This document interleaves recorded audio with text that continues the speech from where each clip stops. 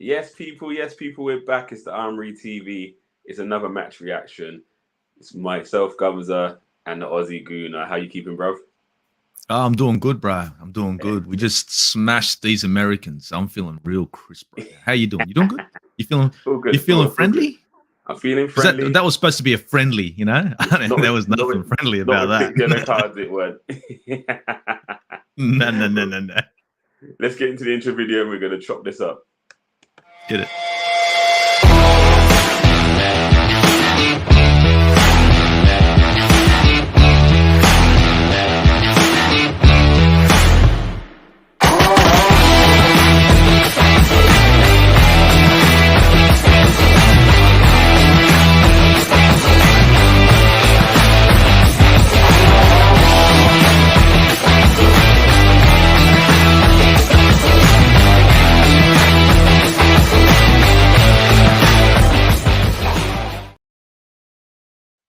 Yes, people, we're back. It's the Armoury TV. It's the match reaction. I've got my guy, the Aussie Gooner, with me. He's very happy. We smashed the Americans. We're going to get straight into this match reaction. First thoughts, starting 11. What's your thoughts on that? You know, it was a makeshift 11. I thought to myself, I didn't expect us to go too strong off the get-go, but you know what? We weren't mucking around. Ramsdale in goal, Jesus up front. You know, it was. I didn't when I didn't see Martinelli. I went, oh, okay, I see what you're doing. But you know what? The starting 11 wasn't too bad. I was just surprised with Kivior. You know what I mean? Like I saw Kivior starting. I thought, isn't this, a teeny moment? But when we saw why we did teeny later on, and Tomiyasu came in, it was very much going to plan for Mikel Arteta. So his starting line was interesting, but throughout the game, you could kind of see later on what he was trying to put together with the introduction of Yuri and Timber and Tomiyasu. But no, I was pretty happy with it. I don't know about you, man. What do you think of it? Yeah, it wasn't bad. Obviously, it would be nice to see some of the youngsters, but they haven't travelled on the tour. But my argument on last week's game against Nuremberg was the lack of depth. You saw a difference. First half, we looked good. We made changes. We dropped right off. This time, I think I saw an improvement with the changes. And again, I get we weren't starting some players, but for me, there was an improvement in the second half, which, again, we will touch upon. But like you said, with Kivior, he's one I want to see play centre-back. I haven't seen him play the centre-back really. See, 2 games last season?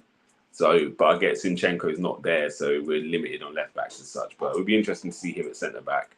But yeah, let's get into the first half. Positives, Saka looked on fire as, again, 2 assists. Trossard played the inverted in the number 8 role. How do you think he done in there? Trossard was looking great. Trossard was causing dramas, but Saka was better. Saka, I mean, look, don't get me wrong. The Americans didn't do themselves a favor. Every time Saka got on the ball, it's like, to them, it's to the left. And the whole defensive line is shifting to the left. And I'm like, you're kidding me, mate? Are you crazy? And they're just all like, let's shut down Saka. It's like, do you think he's the only threat that we have?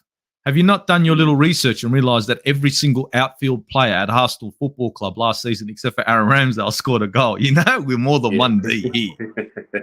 And then that's why, like, in the first 3 minutes or 4 minutes, it's like, oh, let's shut down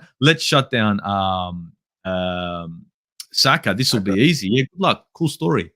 I mean, all that happened was Jesus opened up the scoring and it was shits and giggles. It was easy.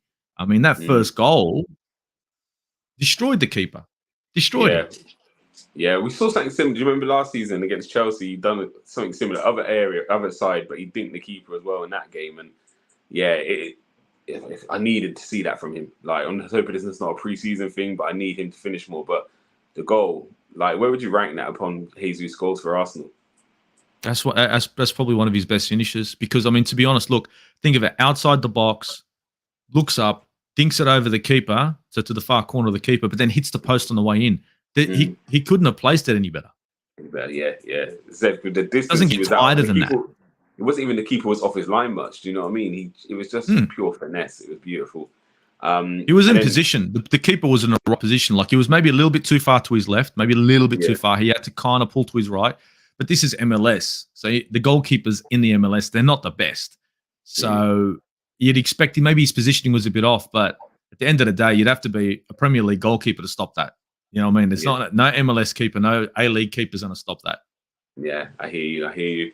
And then we kept hold of possession, done really well. And then Jorginho finds Saka with another delicious ball.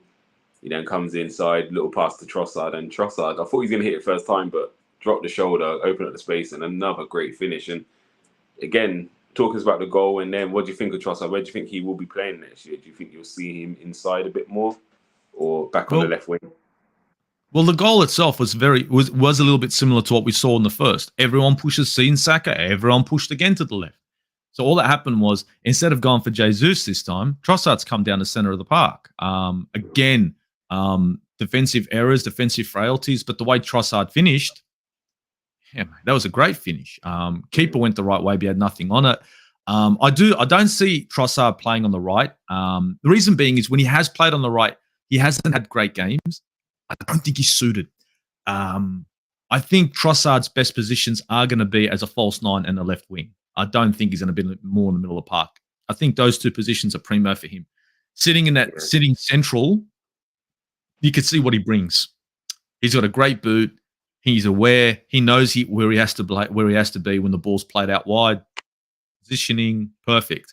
And I mean, he's got that quality. You can take it on the left hand side. He can take it on his left boot. He can take it on his right boot. You know, you're kind of content when he's got an opportunity to take a shot, to actually rate himself and take a shot. You know, like, oh, maybe you should have just rolled it on to Martinelli. You'd say, no, take the shot. Everyone's confident to trust that on the end. So honestly, I think next season the positions he's going to be trying to fight for, left wing and the 9. Jesus, don't get me wrong, Jesus is thinking to himself, I've got a bit of competition. But for me, I think the only other thing you can take away from Trossard today was that little knock that he kind of picked up. So hopefully that's all hunky-dory. Yeah, definitely. So you don't see him playing as the 8 at all next season? No way. Nah, he's not an 8. Look, everyone wants to say that he's a number 8 because they think they can. He can do 8. This isn't FIFA. The guy is an attacking player. He's not as an 8. You need to be able to go back, defend, hold the line. You need to be able to do a bit of both. Trossard is a kind of player who's going to play forward. He's going to play false 9 and play left wing. If you put him in as a number 8, I'm telling you, it's going to be a fish out of water. He's going to give you a performance, but it won't be great. And it's going to take away from if he's in the right position. So if you put him in the left-hand side, there's a chance for an assist and a goal. You put him as an 8, he'll give you maybe a 6 out of 10. But what you've lost is the ability for him to assist, the ability for him to score. So unfortunately, I think if Trossard was going to be that 8, then there was no need to buy Havertz. And that's what Mikel Arteta would have done. He would have said, I've got my 8, I don't need Havertz. Since he hasn't, this is Trossard, fight for your position. You play well, you can play left wing, you can play down the middle of the park, and you're playing Champions League. I think Trossard's probably jumping for joy for that move. I think he's done that's the best thing he could have done. Well. He's done well. I think for him, it's just nailing down a position, isn't it? Like, obviously, Martinelli and Saka, we know they're starting. Jesus, more than likely, is going to start us its way. But like you said, there's more games. We're going to be fighting on 4th ranks next season, like Champions League, League Cup. So there'll be opportunities for him to play. But I think he done himself no harm yesterday playing that advanced role, the advanced 8. I get the defensive side maybe not be his strong point, but I think there'll be games where it may just be all-out creativeness, or 30 minutes, we need someone to come on and unlock something from a bit deeper. So he may get the shout in them positions. And again, he scored the goal from that area. So yeah, he definitely could bring something, but I'm with you. I don't think he starts there week in, week out. I think it's just more of if we're losing 1-0, it's 1-0, we're trying to unlock something. Maybe you bring someone like him on in that position to get on the ball and try and create from a different area. So we'll see. Time to tell. But what I think we've got now is options to do different things. We're getting to the second half because there was a lot of changes. We've seen last season, we've inverted from the left a lot. We're going to get into one of the new signings, and I think the one I was most impressed with yesterday, Timber came on, and we inverted from the right side, which we haven't really done previously, which allowed Tierney to play more of his natural position on the left wing. He made the 3 when needed to, but he was able to stay kind of wide. And it made me feel like, actually, we can keep Tierney now. There's a place for Tierney. And that's if Timber plays, then Tierney can play. How impressed are you with Timber, first of all? I think he had a great game. And I think people are going to have to get used to Timber coming in as an inverted right back, as much as they got used to Zinchenko being an inverted left back. You have to understand, this is the same. It's literally a mirror. All we've done is switch up. We've got a player who's good on the ball, who can run the ball, who can pass the ball, not very strong in the air. But to be honest, on debut, he was giving them dramas all over the pitch. As soon as he would cut in, you could see their midfielders having a hard time because they were overwhelmed. Too many bodies coming in. And then you're seeing the wing open up because everyone's compacting. As they see Timber come in and our midfield's kind of groped us, all the players are compacting, and then all of a sudden we can go out wide. Which is very much what we have seen from Zinchenko when he plays on the left. He brings everyone in, and then the ball goes out to Martinelli. But this is the thing. This is where it helps Bukayo Saka. Bukayo Saka, instead of it being the one-dimensional classic right wing back over, running down the channels and overlapping him, now he's got an inverted right wing back, and that changes the dynamic completely. That also helps Odegaard come into that right-hand side and becomes more of a link-up play. See, before we had that two-dimensional. The left-hand side was inverted. The right-hand side was a classic, basic fucking right wing back, right back, and a right winger. Now we can switch it up, and I think it allows Arsenal to again show a different character, different dimension to their game with Yuri and Timber. There's so many different options right now with these signings. And I think Timber really showed his quality, especially on the ball. He was unbelievable. Dude, like, I reckon Kai Havertz is looking and saying, dude, this guy's a defender. He's making me look shit. We're going to get into him in a minute. But, I just want to touch on Timber. I think, we all see what he could do. But, sometimes you think, can he do it in the Arsenal team? Can he do it in the Prem? From what I saw in that cameo, he looks like a great signing. I think what he gives more than Zinchenko on the invert, he looks more powerful when he runs with the ball. I'm not sure if you saw how many times he actually played the ball into Jesus and looked for the 1-2, and it was just overloads everywhere. Like, he's not scared. He's very progressive with the ball. Do you know what I mean? So it looked frightening watching him go. He looks quicker across the floor than Ben White. And one thing I will touch on, because again we will talk about Havertz. Let's actually get into him now. People say defensively he's gonna not be up to it. But I think within the first couple of minutes him being on the pitch, he pressed. And the pace he moved at,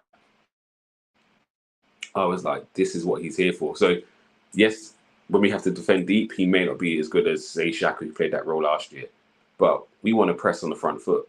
And if you saw the speed he moved, and then Timber as well, the speed you don't know if you remember Timber's first touch was the interception. He came on and just a ball got played in someone, and he just got in front of him within a second. And it's those little things. We all think the defensive side is you've got to be back there defending deep, blocking things. Actually, we want to defend from the front.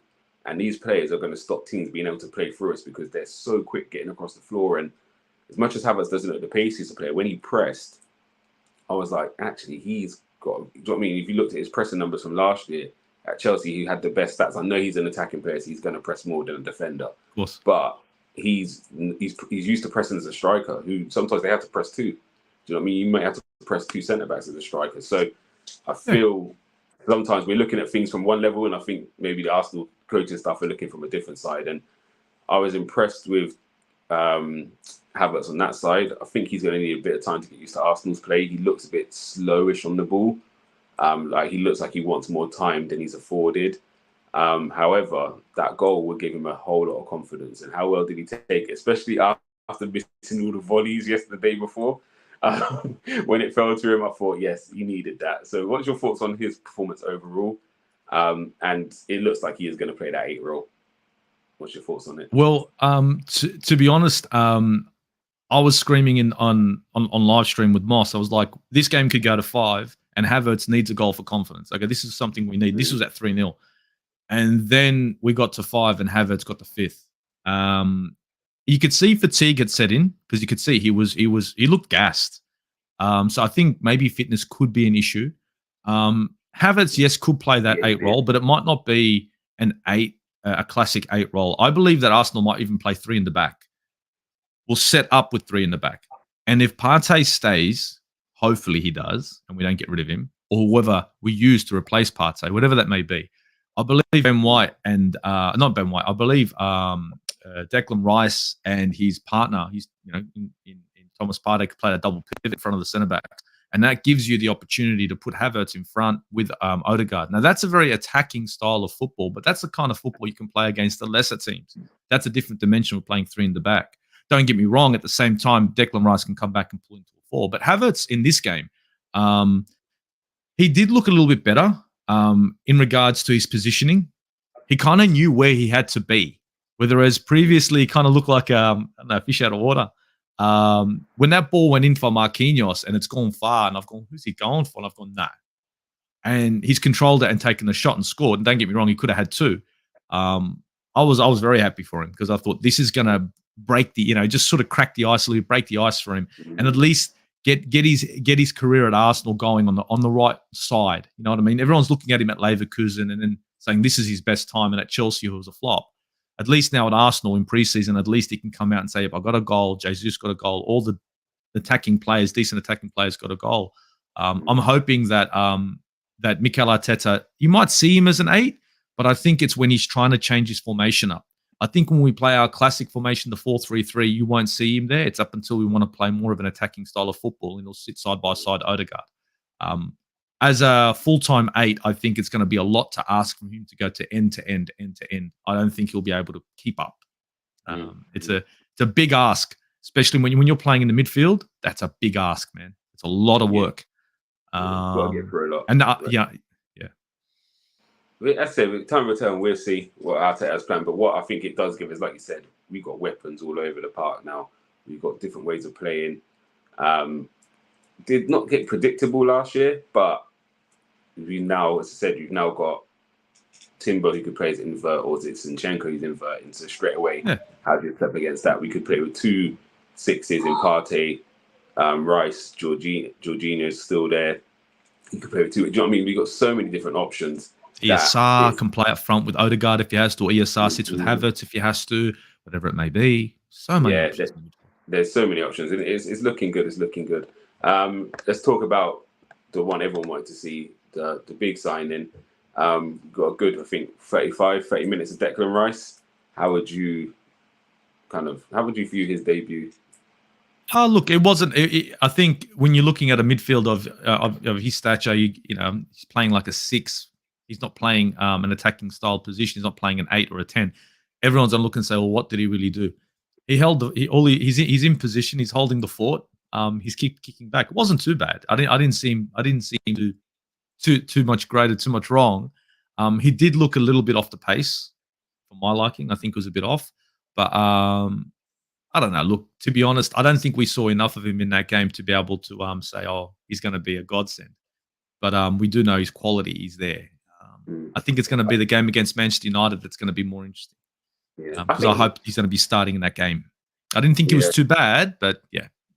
I think the 6 is an interesting one because it's one of them positions, actually, the less I see of you sometimes, the better. Do you know what I mean? And it's his. You notice the 6, you're in trouble. Tick things over. Gumsa's gone, Gumsa's back. And I think what Gumsa was trying to say. A little flip. What you were trying to say is if we changed rotation, we just rotated the midfield again. You know what happened. You know what's happened now. It's simple. Timber's come on. Tomiyasu came on with him. Timber can't defend the headers, but Tomiyasu can. Boom, bam. That's what we're gonna do. You know what I mean, bro? I love it. But I just think the fluidness, and for me, Deck, he done right. He done okay. I was trying to watch for his passing, how progressive he can be. And he did slip a good few balls in, and we controlled we looked in more control in the second half than we did the first half, and that could be MLS team tired, but they're in the middle of their season, so I wouldn't. Again, they don't play together every week either. Do you know what I mean? But it looked like we got stronger as the game went on, and you definitely saw a difference with having your Odegaard, Havertz, Rice in midfield compared to Vieira, Trossard, and Jorginho. So there was definitely more control. Let's talk about Saliba quickly before we move on, because he was a big miss last year. When he got injured, he's come back in, and you just saw his quality again. There was one stage Kyrgios got robbed, and he's 2 against 1. He still comes out with the ball. What's your thoughts on Saliba? The importance of him staying fit, but again with Timber now, it means White can come back into centre back. So, are you as fearful that we're going to have to put all our eggs into Saliba, or do you think we can kind of cope with resting him sometimes, or if he gets an injury again?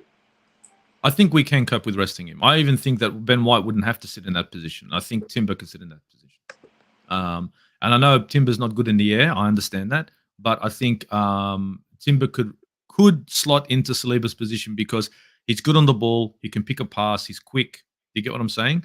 And usually he's going to be a little bit more forward than Gabriel. And you'll notice that Saliba and Gabriel, they do line up, but in most cases you'll notice it's noticeable that Saliba kind of sits 1 foot in front of Gabriel, which is, to be honest, Timber wouldn't even need to do that to get on the end of a ball, but he could be in that position. So the good thing about Yuri and Timber is he offers us a lot when it comes to depth. He can play centre back, right centre back. He can play right back, and as you can see, and at the same time, if we decide that we want to bring Timber in, we can also bring in a Tomiyasu at the same time if we want to put Timber as a right back and Tomiyasu as a right centre back, and that covers Timber. And now all of a sudden, our defense sort of solidifies. We kind of, park the bus kind of football, but still have an attacking prowess from Timber. These are the kind of things that I like to see. But I think Saliba is always going to play. He's always going to be an important player for Arsenal. I do believe that we've done good enough now to be able to cover him. A fit Tomiyasu, a fit Yuri and Timber. I don't know what's happening with Rob Holding, whatever. This should be enough cover for that right-hand side complete. Do you, defensively, again, we've got a lot of numbers in there now, but there's still links of kind of a right back who can maybe play left back. So I know we've been linked with Cancelo, Kimmich. I'm not sure where they'd play him if he'd be fullback on midfield, and Frimpong, and Heinrich as well. So we've been linked with a lot of right backs who can fill on left back. Watching how we moved around yesterday, do you feel we need another defender? Because again, we saw Tomiyasu play centre back. Kyrgios's been playing left back, even though we know he's mainly a centre back. Do you feel we need another player in that position? Or do you think we've got enough there now? Let's look elsewhere and put the money in other areas. Well, it depends. I think all this chit-chats about is all 50-50 depending on Thomas Partey. If Partey stays with us, then we might be able to get away with a lesser signing in the middle of the park. When I mean by lesser, we're not going to go for a Kimmich. Kimmich is going to play DM. He can play right back, but he's been playing DM for a long time. And if we were to go for Kimmich, that's not depth signing. That's Declan Rice and Joshua Kimmich playing in the middle of the park, and you've got a midfield that's like a brick wall. So, and that's statement signing. We might get rid of Partey, but you're not replacing him with a possible. And to be honest, I did see that. And that's a defo. So I look at it and I think to myself, this all depends on Partey. But if Partey is to stay, I think our next move, if Tierney stays and Partey stays, then I think the next move is for a lesser midfielder. And what I mean by lesser, I mean, if we did go for a Lavia, I'd be happy because then at least I've got cover. And the reason being is because I know we've got a lot of attacking style midfielders there. Jorginho is okay, but Jorginho is old legs and we're playing Champions League. Lavia is 19 years old and Partey is also aging now. He's in 31-year-old. I'm looking for the future. So if we were to go and grab Lavia now and we sort of give him time to integrate into the squad, then when it's time to say goodbye to Partey, if it's sooner or later, at least the player that comes into his position isn't coming in cold. You know what I mean? And we're not having to go and spend £90 million or whatever's on a Caicedo or this and that. We're going in, we spent 50 million, and now we've got a player who's worth 80 million. 100%. So that's sort of my idea on it. You know what I mean? So I'd rather go for a midfield signing. And let's get to this one. This came in earlier, but I've started it for a reason. Did we miss Partey, in your opinion? And Jorginho was good again. Jorginho, he's the deep line playmaker. The passing's unbelievable, isn't it? Sometimes, so the ball for Xhaka. Do you feel? Me personally, I don't think you can really judge if we missed Partey in that game because we wasn't under too much pressure. However, you did see a difference when Rice come on, how much more control the game we had. But also put that down to he's probably got better people in front of him in terms of Odegaard and Havertz who can retain the ball better than Trossard and Vieira. So I don't think it's one I can really call the DM for. I think the players around him in the second half definitely got stronger. So Jorginho was kind of left a bit to hang to dry. I don't think Kyrgios had the greatest game either. So, yeah, with that being said, I think it's hard to kind of score Jorginho in that one because I think there's a lot of factors around it. But he played well, in my opinion. But I think the beauty of what we've got in that sixth position, it's the depth and the quality where if Partey's not in, you're not complaining. Jorginho starts or if Rice starts. So I'm not going to say we didn't miss Partey because I've seen what he can do over 30 games last year. And he was being talked about as the best DM in the league for 30 games. So, yeah, it's a case of actually the more players at that level we got, the depth is what's important. Because that's what killed us last year, was the depth. It wasn't the lack of quality. It was more when those first two players went out, he didn't have enough in reserve. So, yeah, it's for me, I like all of them. I want all of them to stay. Look, you got to be greedy. You want to win the title, you got to be greedy. Yeah. And yes, look, I think Jorginho had a great game. And look, I think Fabio Vieira let him down. I don't think Trossard did, but I think it was Vieira. Yeah. Trossard is like a winger. He's an attack. He's a winger. He's a 9. Really, he's not an 8. He's playing out of position, so he's going to lose the ball. Ball retention for a winger and a 9. You know what I'm saying? It's like a number 10. He's going to put in 7 or 8. He's going to make 9, 10 chances. He only gets 1. He doesn't get none. He looks horrible. So as a winger and as an attacking player, you're not allowed to lose the ball, but it's understandable. As a number 8, it's frowned upon. So when you got a player like Trossard who's out of position, I don't point a finger at him. I point a finger at Fabio Vieira, who is a midfielder. So I think Jorginho did have a harder time with Fabio Vieira there. But in saying that, when we look at what Partey can bring, I'm looking at what Partey can bring with Declan Rice beside him. So you saw Declan Rice come in, a solid midfielder, a guy who does play 6, and all of a sudden the game changed. He had quality in front of him. Now imagine if you had that player beside Thomas Partey. Now that's what you got, the old school brick wall midfield. That's the kind of midfield that on a transition can slow a game down enough for everyone to get back. You know what I mean? Or depending on positioning, they can speed it up and break it. They can start an attack just straight from the midfield. So I'd rather have both of them side by side. It's just a quality. And if it's not Partey, it's someone of his quality, which is pretty much hard to find. So did we miss him against Americans? No. Will we miss him in the Premier League? Yes. It's a different level. As you can see, we just smacked these guys up 5-0. We didn't even really break a sweat. No. Apart from Havertz, he looked like he was sweating a lot. Havertz was burnt, which I think fitness is going to be a big deal. But don't worry.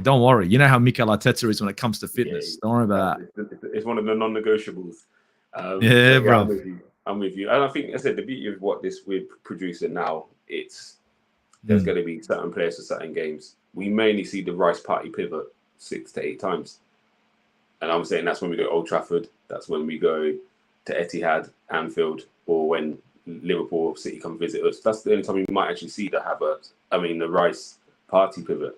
Apart from that, and maybe Brighton, because Brighton do play some good ball, so you might think actually lock it up in this game and Champions League. But apart from that, we may see the more Rice and Havertz or Partey Havertz. But again, it's just different options and keeping oppositions guessing. And Jorginho, maybe imagine that three of Jorginho, Rice, and Partey, like we're solidifying. Do you know what I mean? It's solid, isn't it? Do you know what I mean? You know, they say park the bus. This is like park the bus, dude. Like you ain't going nowhere. You don't even try, bro. Just keep it over there. It's not worth it. I mean? So you go 1-0 up in a tight game, and you put him on and say, right, you can just distribute from deep, and then in front of you, you've got Rice and Partey who's just they can get about a pitch, they can put their foot in, but they can also keep the ball as well. It's like it could be good old 1-0 to the Arsenal again. So yeah, that would be a strong midfield. Big players too. Big players too. They got some height there. Yeah, Partey's not a short player. Neither is Declan Rice. You got 2 big midfielders. You got one guy who can ping a ball. You're right. That could be horrible. You know what I mean? It could look a little bit like Mourinho-esque, but who gives a shit? 3 points is 3 points, man. I'll take it any which way I get it. 100%. Big up Undead Minion. He's saying that Lavia is ready for the Prem against smaller teams and we'll do a job in FA Cup, Carabao Cup. So I'd bring him in for depth, 100%. And then again, it's just getting him ready. Like you said, we can get, even if we're not greedy, just say you get 1 more year out of Partey, 1 more year out of Jorginho, but you give Lavia a year to learn from them, learn how we play. He already knows the Premier League a little bit. So then next year he's ready to play more games. You know what I mean? So it makes perfect sense. And that's what Aussie was saying earlier. Get him in from now and let him embed in. So we're not just rushing him in next season or we're having to take a punt on someone next year who we don't know. Give him a year to learn from these experienced players.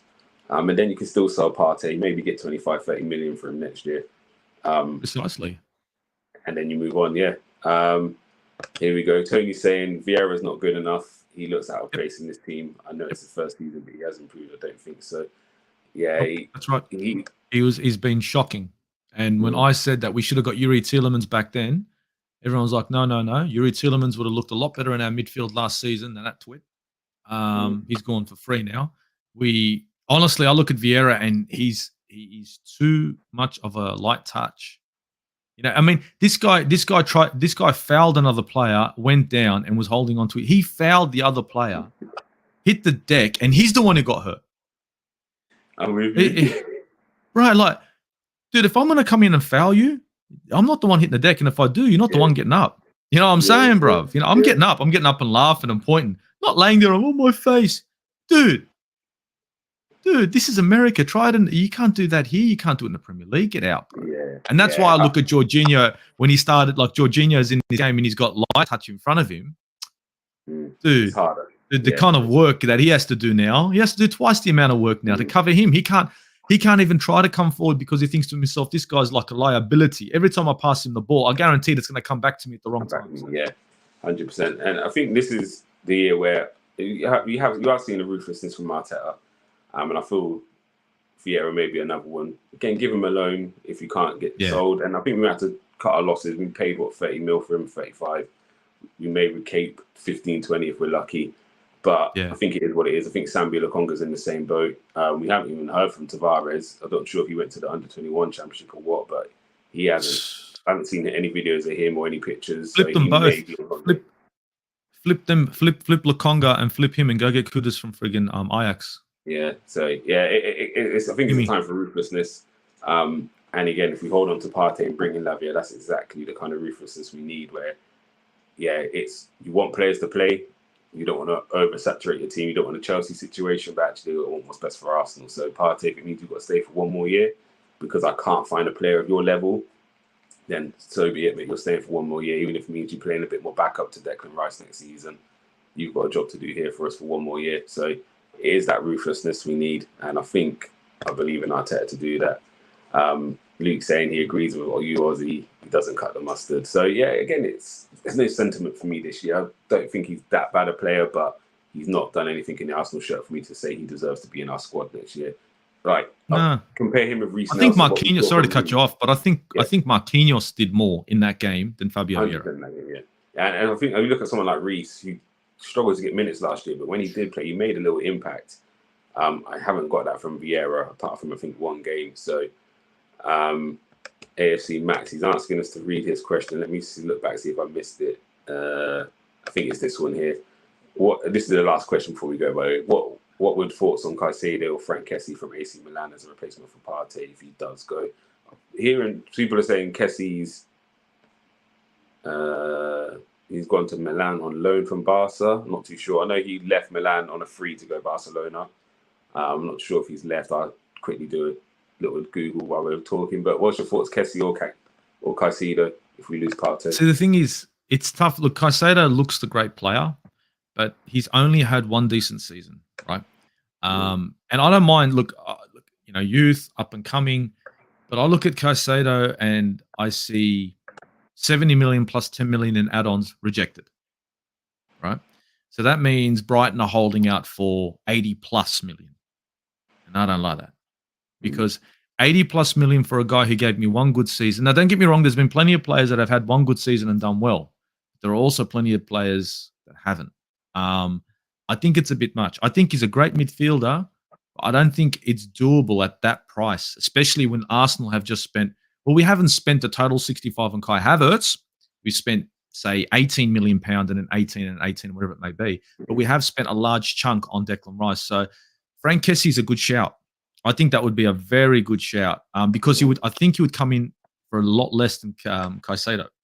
Mm-hmm. Yeah, I've just checked him. He's still at Barcelona.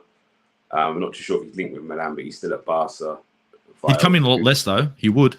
Yeah, I like the thought of Kessie. And what Kessie also gives you, he can play in an 8 as well. I think he's better playing more advanced than defensively. He's good defensively, but if you watch him on the ball, he's very creative. He's very skillful. Yeah. So I think a player like him, you free up more. So actually, he's another one. Him and Declan Rice could be doing a switch. Even if they did play a double pivot, like it wouldn't be a brick wall setup. You'd have a ball playing midfielder next to a guy who can sit back, and vice versa. vice versa if Rice was to go forward. So Kessie's not a bad shout, actually, mainly I'm because he's a fluent player and he would come in cheaper than Caicedo. And he has done it. He has, and he's not a one-hit wonder. Yeah, and I'm with you on that. I think the price makes sense. His ability to play different positions. I think, again, that creative flair he's got, for me, outweighs Caicedo. So yeah, we'll see. We'll see what happens. The last thing, Tchouaméni, I think that's being shut down from Madrid. But again, you never know, depending on what happens with Mbappe. But right, Aussie, I'm gonna have to bounce out of here today. So you're gonna bounce? Mate, I've got to came in late, and now he's trying to leave early. Do you see what he does, this guy? Do you see what he does? That's all I can give you. That's all I can give you. I'm going to tell you first. Well, I can only give you 35 minutes, and you only had to wait backstage for about 20. Everybody in the chat, the reason why we were late is because of that guy. That's not my fault. My camera was staying up. But Declan Rice got 35 on his debut. I'm allowed 35 on my debut, all right? But no, it was a pleasure to have you on. Obviously, I think we've got a game again Sunday. Is that correct? Oh, Sunday for you. Yeah. No, Saturdays. Well, Sunday, Monday morning, I think. There's definitely one coming up soon. It's so awkward. These 1 o'clock. I don't know how you do it. Playing these 1 o'clock, 3 o'clock kickoffs and all that. So yeah. This one was all right. This was early morning, but the 1 o'clock, 1 o'clock, 2 o'clock, 3 o'clock kickoff, no problem, bro. I don't know how you do it. I struggled. I laid on the floor at one stage just trying to keep myself awake. So I don't know how you do it week in, week out. I've got to salute you guys who are living across the pond. It's a commitment you have to put into watching an Arsenal game, isn't it? It's all love, mate. It's all love. And if they can win something, well, then it's even better. It's worth the early starts and late starts, however you want to present it. But yeah, Aussie, as always, it's a pleasure having you on. Tell the people where they can find you before we go. Guys, you're going to find me on my channel, the Aussie Gooner channel. A little bit last minute FC with transfer stuff, but you know how that is at the moment. And if you don't find me there, you'll find me on Instagram. Again, the Aussie Gooner. I am on Twitter, but I don't do it too much, so don't hold it to me if you reach out on Twitter because I'm shit there. Regardless of that, if you don't see me there, Armoury TV, Football Capital, and never a foul here or there. You know what I mean? Maybe Football Terrace from time to time if Terry knocks on my door. You know what I mean? Yeah, I love it. But yeah, pleasure having you on as always, brother. And make sure, guys, if you're new to the channel, hit the like, hit the subscribe button. We'll be here for more content. I'm sure Bobby will be popping up one day this week, probably tomorrow. Yeah, Friday night he'll be on. And then there'll be a match reaction for Arsenal's next game. And hopefully a watch along as well, because I know Moss and those guys, they're doing a lot of watch alongs because they're awake at those crazy hours. So, but from me and from my partner in crime, Aussie, it's all love.